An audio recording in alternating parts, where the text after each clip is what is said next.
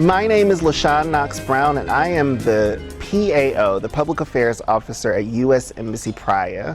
Welcome to the second episode of Gastronomical Diplomacy. Today, I'm sitting at a restaurant in the middle of the city of Praia called Cid's, and I have two very special guests. I would like to introduce you to Cid and Mr. Ambassador Jeff Daigle. Welcome to Cid's. I'm glad you're all here. Thank you very much. I am so incredibly happy to finally meet you. I don't know if you know it, but you are a very famous person in the U.S. Embassy.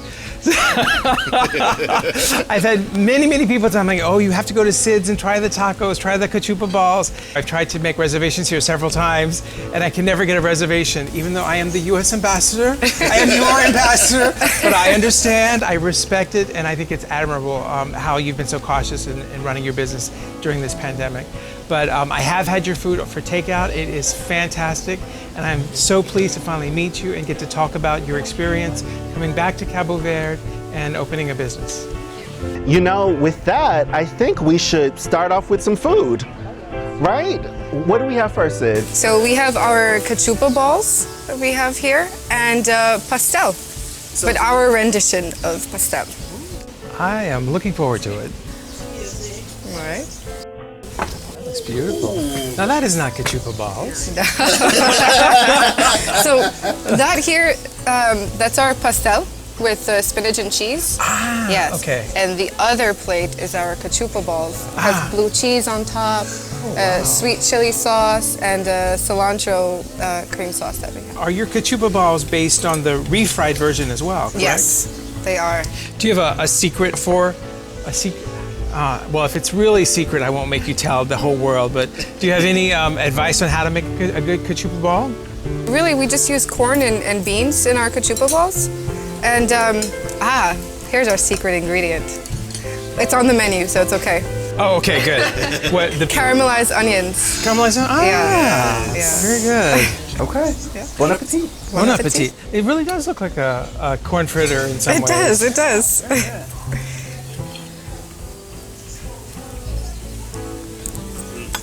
This is wonderful.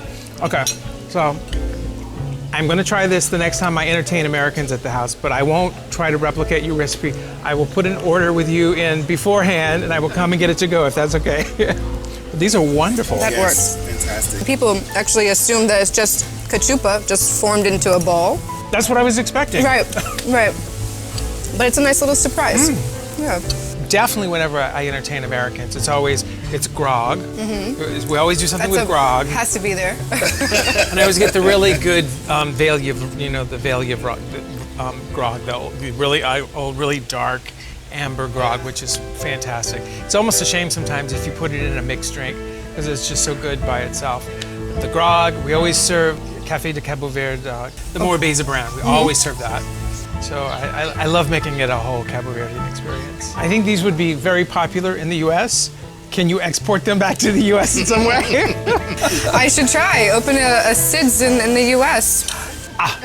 And you'll be like a chain. And not just a chain, an international chain. An international chain. You'd be the first Cabo Verdean American international chain. Right. That would be great. So, but I really love living here. And so... Why? The beautiful weather, the wonderful people, the gorgeous beaches. I don't understand why you would prefer to live here. No winter. Cid, I'm enjoying the pastéis and the cachupa balls. What else do we have on the menu? Well, we have, of course, cachupa. So our refried cachupa, it's a vegetarian cachupa, and we use coconut milk and cheese in it, and a little bit of mint. So we touched on opening a business and running a business during the COVID times. So what was your biggest challenge? I think my biggest challenge was realizing that my original business plan had to change. So going from a guest house to a full-on restaurant, it's good. It is so tasty. So tasty. I'm glad you like it. And I don't know if you can taste the mint in the cachupa. It's so who good. would have thought? Yeah. Yeah. It gives it a North African. Yeah, it's very fresh. It's very fresh. Very fresh. Good, good.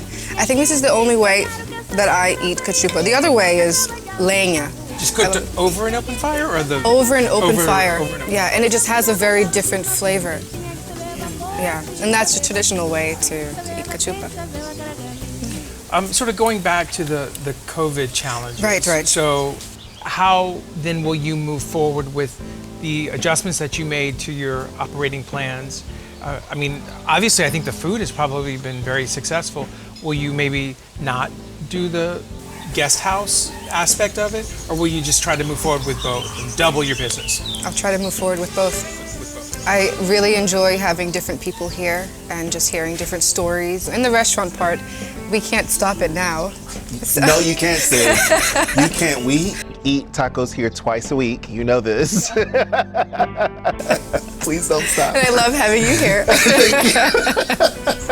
Bring lots of joy here, and I love it. Yeah. What do you think we, the collective we, not just the embassy, what can we do to promote tourism in Cabo Verde better with Americans? This has been a big question that we've worked on with the government for quite a while. You know, once things are able to get back on track with some of these ideas, making the airport hub in Sal, getting the air routes back to the U.S. reestablished, I think that will help. But there still is a need, I think, to do more awareness raising in American travelers about Cabo Verde. And I have been saying we need to do more, we collectively, do more like digital advertising, because I think Americans travel a bit differently than Europeans. I think there's just so many different opportunities and so many different segments of the American traveling public. You got all the people that love going to the beaches, you've got the people that love music, you've got people that love, travel for good food. And so there's just so many things that we need to do a better job of promoting in the US to get Americans here. So like, how do you get your guests here? Is it, are there lessons learned that we can apply to getting American tourists here? You know, Sid, one thing that I've noticed is your use of Instagram. You know, we found out about your brunch through Instagram. That's how we get our message across, and it's worked even more than Facebook. And so I have a mixture of young people and older folks, and on our menu we're able to really cater to all of these groups, from vegetarians to children. Well, speaking of vegetarians, this chupa, it's fabulous. It's wonderful. It really is wonderful. Thank you. So the next question for you, Sid, is obviously, as I kind of inch my way towards these cachupa balls, is... Sorry. Oh, thank you, sir. Are you enthusiastic? I'll share. Thank you. One. My question to you is, what's next on the menu? Right, okay. Now we have couscous, and we make couscous French toast. So you heard it here first. The next thing we're having is a couscous French toast up next. So we've had so much great food today, haven't we? We really have. I've been super impressed with how innovative what we've had so far. The cachupa balls and the take on it from an American perspective. The vegetarian cachupa. Matt and I were vegan for a year or so, and that was really wonderful. So I'm really looking forward to couscous French toast. Yeah. I can't imagine what this is going to be like. I can't wait. In fact, there she is. All right. Couscous French toast. Oh, yeah, that is gorgeous. This looks like a French haute cuisine meal. This is beautiful. Well, I did study French cuisine. Oh, wow, this is beautiful. Oh my goodness. This is our couscous, and you have the sugarcane honey that you just drizzle on top. And it's really good, and it matches perfectly with couscous. And a little ice cream on the side, because everything is good with ice cream. Everything is good with ice cream. All right. So I'm from Louisiana, and there's a lot of African traditions in the Louisiana culinary experience. So of course, sugarcane is a huge product in South Louisiana. Unfortunately, we do not make grog in South Louisiana. I don't know why. I might have to bring that back to Louisiana, but we definitely have sugarcane syrup. Very, very famous. And in fact, we have to order it sometimes. I didn't realize they had that here, because this is something that we use for candies and desserts as well in Louisiana. So I'm super happy to hear we get this here. Oh, good.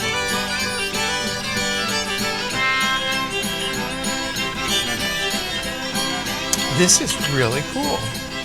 It's really great. I would have never in a million years paired like a French toast style couscous with ice cream and syrup. This is fantastic. Just to change the subject a little bit, one of the things that the embassy is keenly interested in is promoting women's participation in the economy. And in fact, we were very proud, Cabo Verde joined the United States in signing a call to action at the United Nations this past fall on having women's empowerment and more participation in the economy. And so we're looking at ways to partner with Cabo Verde to encourage more female entrepreneurship. So, did you have any special challenges, do you think, coming back as a woman entrepreneur? And what sort of advice would you have for women getting into business? I never really thought of just me being a woman entrepreneur. I just always saw myself as an entrepreneur.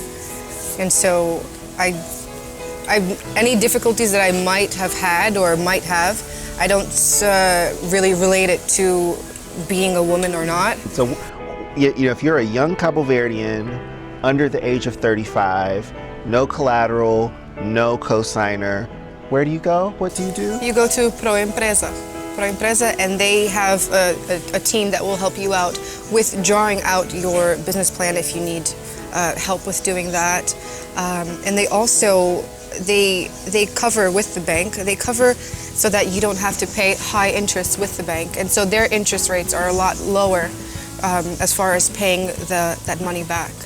So do you have any advice, last advice, for folks in the diaspora back in the United States or anywhere about coming back and investing in their home country? I think, well, the first thing, if you want to invest, it's important anywhere that you go, is to know what is needed.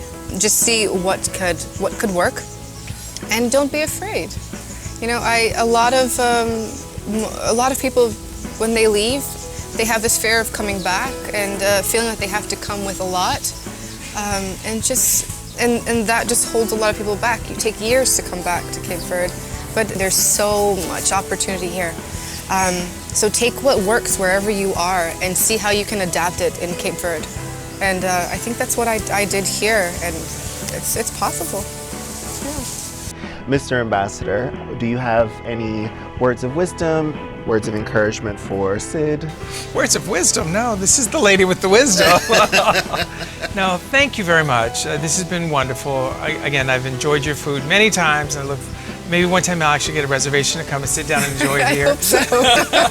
Thank you so much for hosting us. Mr. Ambassador, thank you so much for joining us today. We hope to have you again. Absolutely. Yes. And for all of you in TV land, thank you so much for joining us for this, our second episode of Gastronomical Diplomacy. Who knows where we're going next? You'll find out next on the third episode of Gastronomical Diplomacy. Until then, see you later.